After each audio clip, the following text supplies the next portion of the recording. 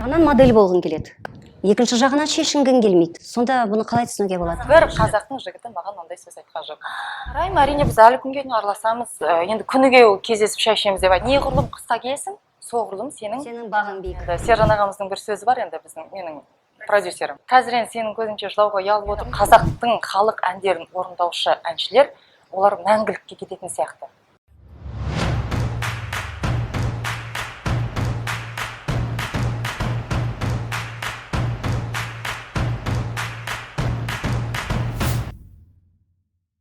Есен аман жүрсіздер ме ағайын? Адырна ұлттық порталының керек кісі жобасының келесі санын тамашалауға шақырамын. Бүгін бізде қонақта Жазира Құшанова. Жазира, сәлем. Сәлеметсіз бе?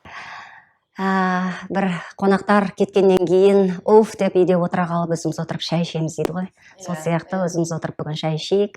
Ешқандай жаңа сырларымызды жасырмайық, бір-бірімізбен осы әпкелі сіңлі сияқты бір әдемі әңгіме болады деп сені қонаққа шақырып отырмын. Достар, Жазираны танисыздар ғой, ұмытып қалған жоқсыздар ғой. Қалай ойлайсыз? Халық ұмытыңқырады ма кішкене? Енді қатты ұмытты деп айта алмаймын. Көшеге шығасың, достарыңмен бір жерге барып отырасың, сол кезде танып келіп жатады, жоқ болып кеттіңіз деген сұрақтар қойып жатады. Енді мен ән айтпауыма байланысты жоқ болып кетті деп барлығы телевидениедан көрінбегеннен кейін айтып жатқан шығар, бірақ менің жұмысым тоқтаған жоқ. Жеке шығармашылығымен айналысып жатырмын. Сонымен қатар енді естілеріңіз бар ма жоқ па білмеймін. Енді шетелде тұрып келдім бір жыл көлемінде. Модельный бизнеспен айналыстым. Қазір енді Қазақстанға келіп, сол модельный бизнесті ары қарай жалғастырып жатқандықтан, бір телевидениеге көп шықпайсың ғой, бізде қатты дамымаған ғой енді сөздің шыны модельный бизнес. Сондықтан көбісі жоғалтып алған сияқты мені бір телевидениедан кетіп ән айтуды бәрін қойып кеткен сияқты деп ойлап жүр. Жоқ, менің өзім жеке шығармашылығымда қазір 7-8 ән бар. Бірақ көңілді көп бөліп жүрген жұмысым ол модельдік бизнес.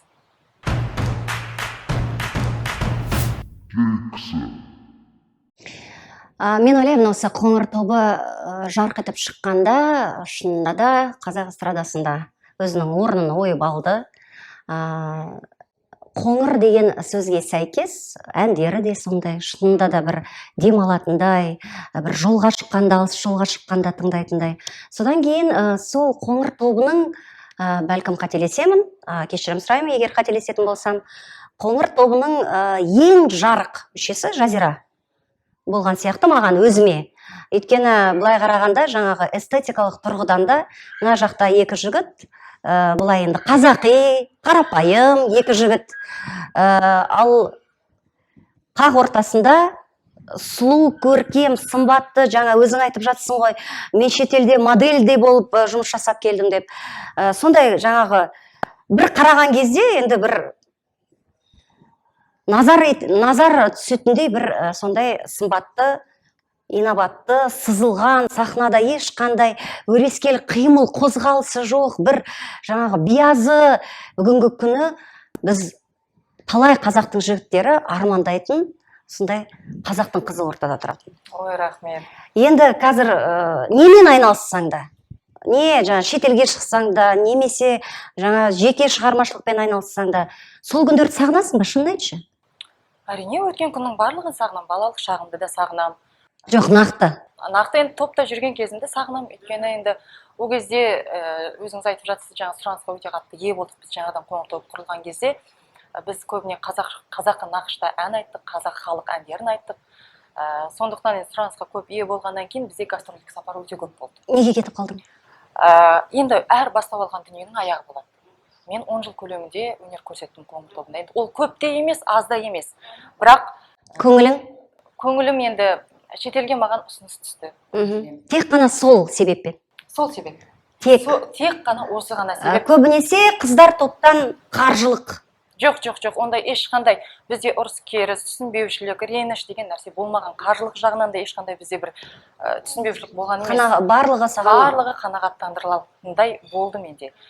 Енді 10 жыл көлемде өнер көрсеткеннен кейін басқа салада да жұмыс жасағым келді. Өйткені маған ұсыныс шетелден, сенің бойың, түр әлпетің, дене бітімің кішкене модельный бизнесқа келеді екен. Неге осы саланы көрмеске деп сондай ұсыныс жасалды. Сондықтан мен шетелді көрейін дедім, ел танайын дедім, басқа салада да жұмыс жасап көрейін деген мақсатпен ағаларымның ақ баталарын алып, продюсерім бар, жаңағы топтағы өзімнің досым бар, ағам бар, Мархабат ағам, сол кісілерден баталарын алып кеткен болатынмын.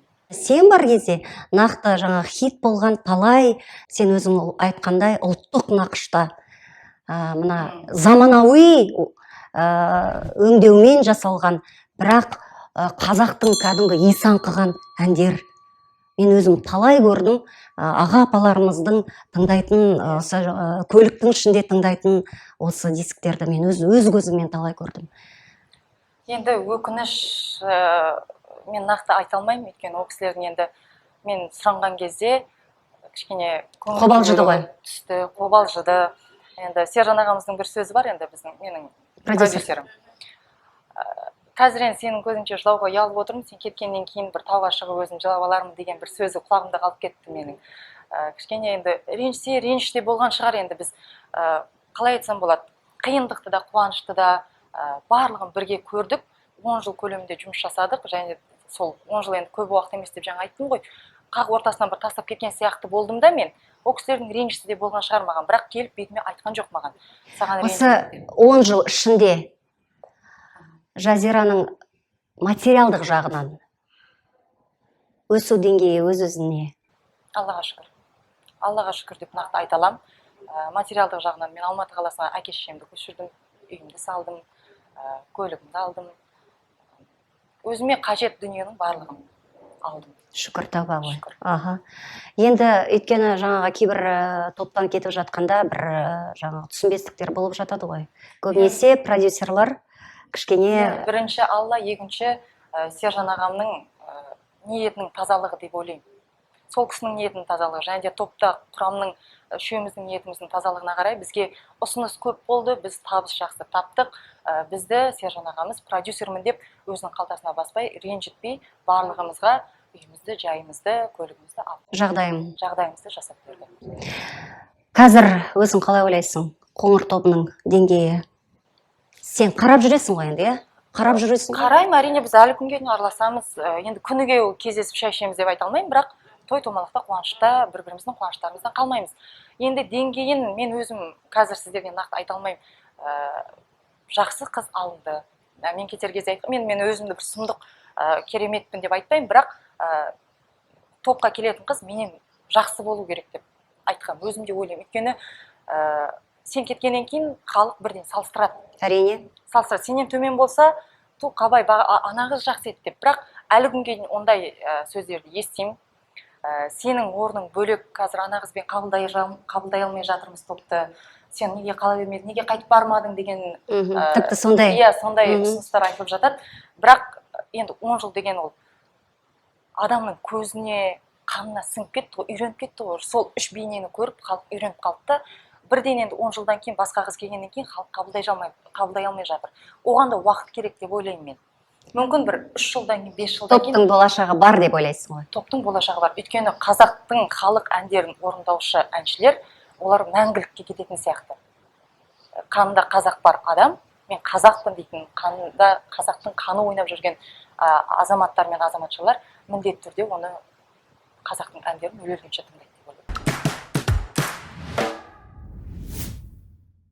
Осы топқа қайдан сені тапты? Кім тапты? Кім іздеді? Біз кастинг арқылы бардық. Келдіңіз? Иә, менің досым маған хабарласты. Осындай топ құралайын деп жатыр екен. Екі жігіт, бір қыз кастинг болып жатыр, келесің бе деп. Сонымен бардым. Барғаннан кейін бірақ маған айтты, екі қыз алынып қойған топқа. Бізге жігіт керек. Бір жігітіміз бар, бір қызымыз бар. Енді бізге тағы бір жігіт керек. Сен енді өнер ордасында жүр екенсің, оқып жатыр екенсің, сенің таныстарың жоқ па деп Сержан ағам. Жігіт. Мен бар дедім. Бауыржан менімен бірге оқыған, екеуміз бір топта оқыдық. Сонымен бар дедім, сөйтсем маған айтты, ертең онда сол жігітті алып екеуің келіңдерші деп.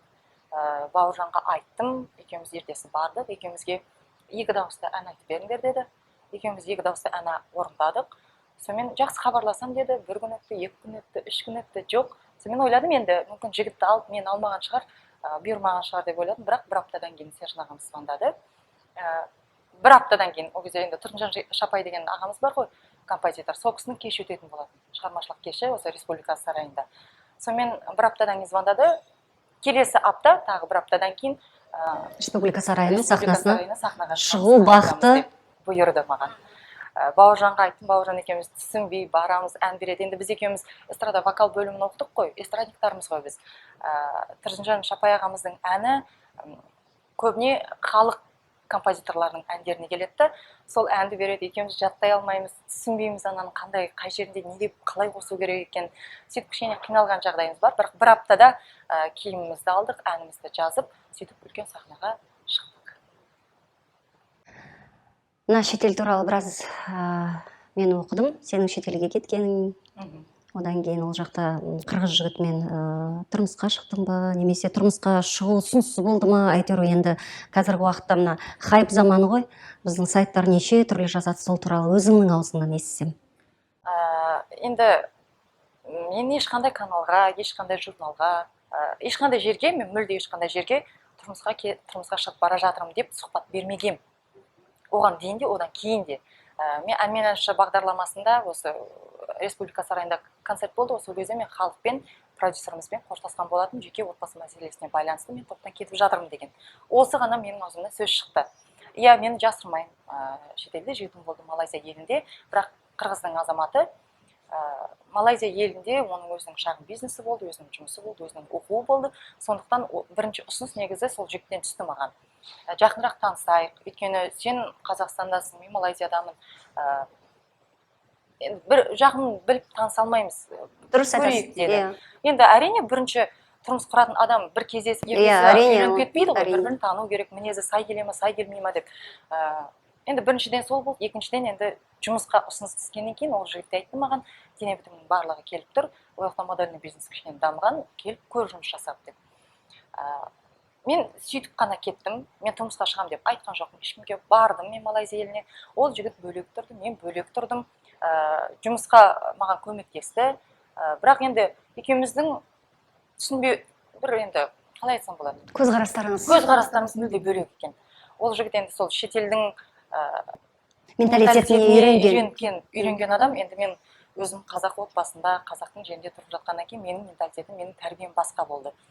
Сонымен екеуміз түсінбеушілік болып, ұрыс керіссіз ара қатынасымызды шешіп, тоқтатып сол жерде, бірақ әлі күнге дейін қал жағдайымызды біліп, сұрап, араласып тұрамыз.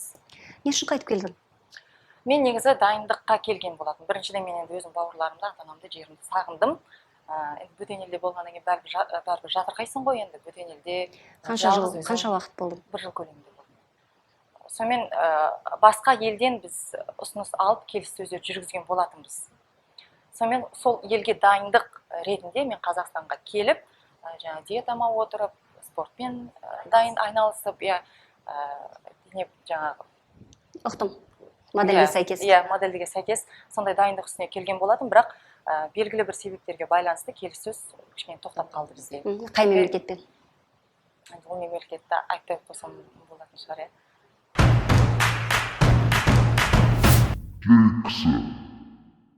Қазір екінің бірі осы сенің сымбаттылығыңмен, сенің тәрбиеңмен, сенің интеллектіңмен, екінің бірі қазақтың қыздарының көбі десек болады, Америкаға кетіп, сол жақта жұбайын тауып, жұбын тауып, немесе тіл үйреніп, кәсіп жасап, сол жақта қалып жатыр. Неге сен сол Малайзиядан осы... Енді сөздің шынығы Малайзия маған кішкене сай келмеді. Менің мінезім, тәрбиеме сай келмеді. Оны біліп отырмын. Неге Америка емес? Екінің бірі... Малайзияны мұсылман елі, мұсылман мемлекеті ғой. Сондықтан мен ойладым, о жақта көбіне жаңағыдай ұзын етекті, ұзын жеңді, орамалмен сөйтіп жүретін шығар. Барлығы енді мұсылман адам, намаздағы адамдар ғой деп сөйтіп, сондай мақсатпен бірінші мен сөйтіп барғам. Бірақ енді модельный бизнесінде мүлде менің ойыма сай келмейтін дүниелер көп болды. Қысқа етекті, ашық, енді о жақта шетелде жүргеннен кейін саған жұмыс жасау керексің, ақша керек, сен пәтеріңе төлеу керексің. Сенің шартыңа сәйкес келмеді? Сәйкес келген жоқ менің шартыма. Екінші елде жаңағы бізде келіссөз жүргізілді деген, ол да осы себепке байланысты келіссөз тоқталып қалды бізде. Енді бір жағынан модель болғың келеді. екінші жағынан шешінгің келмейді. Сонда бұны қалай түсінуге болады? Мен Онда сол хиджаб киіп, өзімнің намазға жасымды- жығылып, немесе сол сахнада ұлттық киіммен ғана жүре беру керек емес пе еді? Өйткені ол модель болу деген сөз, ол сөзсіз тіпті енді былай түсінікті нәрсе ғой. Сахнада сен өзіңнің сымбаттылығыңды ашығырақ көрсетесің. Солай емес пе? бірақ мен Әлде сенің ойлағаның сол жаңа хиджаб киіп алып сол сахнада жаңағы подиумда жүру ме еді? Мен ұқпадым сені. хиджаб кию емес. Енді? Әрине ниетім бар. Хиджаб киюге ниетім бар. Бірақ бірден енді бара сап жаңа хиджаб киіп өйтіп шығу емес. Мен ең болмаса етек жеңі ұзын киім киіп шыққым келді. Ондай подиумға да шықтым мен. Ұсыныс маған өте көп болды, Аллаға шүкір. Ол жағын жасырмаймын. Бірақ неғұрлым қысқа киесің, соғұрлым Сенің бағың биік, иә? бағаң биік, Аха. қаражаты да Қаражаты өте да, иә. қомақты. Аха. Сондықтан маған кішкене сол ұзын етекті кигеннен кейін аз төленеді, не болмаса олардың шарттары бар. Саған портфолияңды береді, не болмаса қаржылай береді. Енді мен шетелде жүргендіктен кейін міндетті түрде маған қаржы керек. Қаржылай алып жүрдім мен. Енді модельный бизнес Алла жоқтан барды жасайтын. Барды жасайды ғой Алла. Мен қазір бәрі ойлайды, модельный бизнес десе ол тек қана ашық жалаңаш киініп, дене бітіміңді көрсетіп сөйтіп қана жүру. Немесе Мен өйтіп ойламаймын. Мысалы қазір бір 22 жасар қай елдің екенін ұмытып отырмын, бір қызы бар екен. Қара нәсілді қыз. Бір журнал бар екен ғой. Тек қыздар жалаңаш, жаңағы купальник деп айтып жатамыз ғой. Купальникпен, иә, купальникпен түсетін сондай журнал бар екен обложкасына. Бірінші өмірінде, бірінші тарихта болған сол қыз ғана хиджабтың мұсылманский жаңағы купальниктар бар ғой. Сондай киіммен басында хиджабпен суретке түсіп, қазір атағы оның жер жақтырып жатыр екен. Соны айтып жатырмын мен. Мүмкін маған да сондай бақ бұйырар. Менің өзім ниетіме қарай, маған Алла сондай. бірақ модельдің ғұмыры қысқа ғой. Сен 50-ге келгенге дейін модель бола алмайсың ғой. Сенің жасың қазір 30-дан асты емес па? 30-дан асты. Иә. Енді әншілікті де мәңгілік алып жүрем деп мен ойламаймын. Менің өзім бітірген мамандығым эстрада вокал бөлімі, мен кәсіби деңгейдегі әншімін. Иә, мен модельный бизнесім болмай қалса, әншілік те болмай қалса, мен мұғалім бола аламын. Мен шәкірт тәрбиелей аламын. Ол үшін ғылыми. Қазір мен енді өзім сол Малайзия елінде де 6 ай көлемінде Лимко Куинт деген университет бар. Біздің қазақтар өте көп оқиды сол жерде. Сол жерде вокалдан мен сабақ бердім.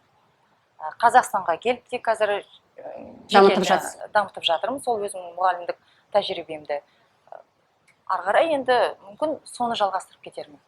Енді қазір ұстаз болу үшін бізде міндетті түрде ғылыми дәреже болу керек қой. Ол жағы қалай болып жатыр? Ол жағы әлі тоқтап тұр. Тоқтап тұр. Бакалавриаттан кейін тұрсың. Түсінікті. Енді жаңа айтып қалдым ғой, уақыт орында тұрмайды деп, өкінішке орай қартаямыз, уақыт өтеді. Әйел баласы үшін биологиялық сағат деген болады. Қазіргі уақытта біздің дәрігерлер, ғалымдар дабыл қағып жатыр. Әйелдің балалы болатын кезеңі қысқарып жатыр деп жатыр. 35-тен кейін көп әйелдер бала туалмайтын жағдайға жетіп жатыр деп жатыр. Сен өзің жаңа көп айттың, Алла дедің, хиджаб киюге де жақынмын дедің. Алла тағала қыз баланы әйел қып жер бетіне алып келген кезде, оның ең бірінші миссиясы ол ұрпақ қалдыру. Иә. Қазір қорықпайсың ба, уақыт өтіп жатыр. Біраз уақыттан кейін осы Жазираның ана болу деген, қалай ана болсам деген сұрақтары әрине болуы мүмкін деп. Ол сұрақ менің өзім күнге мазалайды. Мен енді бір 26-27 жасында осы сұрақпен қатты ауырдым. Ертерек тұрмысқа шығу керек, карьераны қой десе қойып, отбасында ана болып, анадан ұрпақ қалдырып, отбасымның ұйытқысы болып отыруым керек деген ой мені қатты мазалады. Білмеймін, сол этаптан өтіп кеттім ба, 30-ға жақындағанда менде уже андай, қалай айтсам болады, бір вариант болған жоқ менде. Маған кеп ұсыныс жасаған жоқ ешкім. Сол ұсыныс болмағаннан кейін, менде вариант болмағаннан кейін, қазір менде бәрібір ол ұсыныс, ол вариант жоқ қой. Мен басқаша өзімнің өмір сүріп көрейін, басқа жұмысымды жасайын, өзіме, ата-анама, бауырларыма, ең болмаса құрып жүргенше мен сол кісілерге ақшалай болсын, басқалай болсын, көмегімді берейін. Осындай жұмыс жасап. сұлу, сымбатты, танымал, инабатты қазақтың қызына сонда ешкім ұсыныс жасамады ма? Бір жігіт болмады ма сондай кәдімгі? Енді көп қой қазір, барлығы танымал да, танымал емес қыздар да біреудің етегінен ұстап жатыр ғой. Әлде сенің өзіңнің қойып қойған бір жаңағы болады ғой, бір нені биіктікті қойып қоямыз да, одан кейін одан түсе алмай қаламыз деп. Орыстар айтады жаңағы әр адамның бойында енді болады ғой самооценка деп. Сол самооценкаң биік болды ма? Жаныңа жақындаған жігіттерді, біреуін қарапайым, біреуін жаңағы ақшасы жоқ, біреуі кәрілеу деген сияқты бір менсінбе болды ма? Білмеймін, Құдай сақтасын, менде менсінбеушілік деген бір әдет, мінез, ондай дүние жоқ. Енді сол сұрақты сол жігіттерге қойғым келеді. Неге деп? Неге? Көбісі, мысалы енді өзім достарым сөз айтпады, ешкім. Bir қазақ азаматы. Жазираға сөз айтып тұрмысқа шығып, жар болу, бір қазақтың жігіті. Бір қазақтың жігіті маған ондай сөз айтқан жоқ. Сенсация. Мен сенбеймін. Көбісі сенбейді, бірақ ол шын. Шын дүние бұның бәрі. Әлде өзің менсінбедің бе? Жоқ. Менде ондай да жоқ. Менің тәрбием басқа. Менсінбеушілік, оның ақшасына қарап, оның түр-әлпетіне қарап, оның мансабына қарайтын мен адам емеспін. Жаңа айтып отырмын ғой, достарым көп деп, ол достарым. Міне, керек кісі бағдарламасы арқылы біздің жігіттерге, басы бос жігіттерге құлақтарына алтын сырғаны салып қоямыз. Мына Жазираның құлағына сырға салатын күнде жақын шығар деп ойлаймыз. Солай емес пе? Енді осы керек кісі бағдарламасының бір үнемі қонақтарға қойылатын сұрағы бар. Сіз, Жазира, керек кісісіз бе? Қалай ойлайсыз? Кімге керексіз? Ең бірінші ата-анама, бауырларыма, достарыма. Негізі керексіз бе? Елге, жұртқа?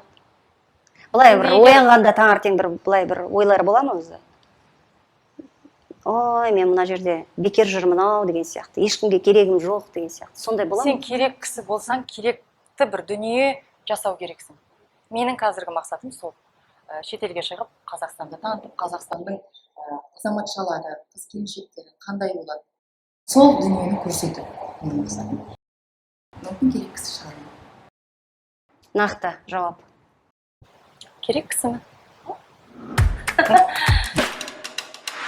Жазира, ата-анам деп айтып жатсың, қарапайым, қазақи отбасында өстім деп жатсың. Осы қызының 30-дан асып, тұрмыс құрмай әлі де шетелге кетіп, модель болам деп, одан кейін жаңағы қырғыз жігітке де қатысты біраз сөздер болды.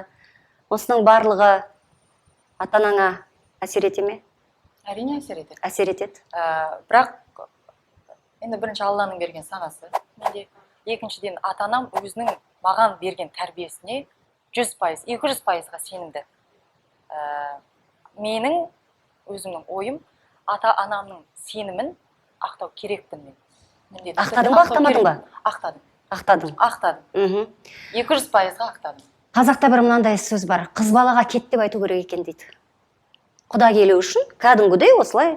Сен қашан кетесің? Қашан кетесің? Біздің үйге қашан құда келеді деп солай айту керек дейді. Сол айтпесе қыз отырып қалады дейді. Осындай сөздер бар ма ата-анаңнан? Анам айтады. Айтады. Енді шыққан жеріңде ешкім саған келіп танысып, бір көңілін білдірмей ма? Сен неге өйтіп жүре бересің? Жасың 30-ға келді, 30-дан асып бара жатырсың. Сенен кейінгі сіңіліңнің 2 баласы бар деген сияқты әңгіме айтады. Бірақ енді қатты айтпайды, себебі енді көңіліме қарайтын шығар менің. Кейде кішкене менде тез ашуланып кететін мінезім де бар, соған да қарайтын шығар. Оның барлығын түсінемін. Бірақ енді анама барынша түсіндіріп айтамын мен. Менің қолымда тұрған ештеңе жоқ. Мен қазір біреуге барып, сен мені аласың ба деп айта алмаймын. Алланың осы өмірге келгеннен кейін Алла бір адамның маңдайына бір ер азаматты жазып қояды, қарыз қылып қояды. Ол азамат мүмкін бүгін келмесе, ертең келмесе, арғы күні келетін шығар. Мен айтам, күтейік. Күтейік, достар. Енді тағы да айта кетеміз, осындай бүгін бізде қонақта қоңыр тобының экс әншісі Жазира Қошанова. Жазира, көп рахмет. Керемет, осылай жаңа басында айтып едім, өзіміз отырып шай ішіп әңгімелесеміз деген сияқты, шынында да шынайы болдың. Рахмет. Біздің керек кісі жобасының бір сұрағы бар. Ең бағдарламаның аяғында қойылатын. Керек кісі. Анам. Себебі маған мотивацияны беретін, тәрбиесін берген, 9 ай көтеріп, осы өмірге алып келген үшін анам маған керек. Ең бірінші анам. ауадай қажет адам Жазираның анасы. Жазираның анасына осы бүгін біздің жобамыз арқылы сәлем жолдаймыз. Құда келсін үйіңізге. Амин. Керемет күйеу балалы болыңыздар.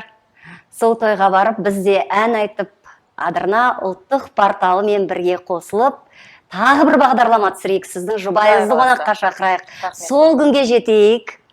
Достар, келесі кездескенше сау саламатта болыңыздар.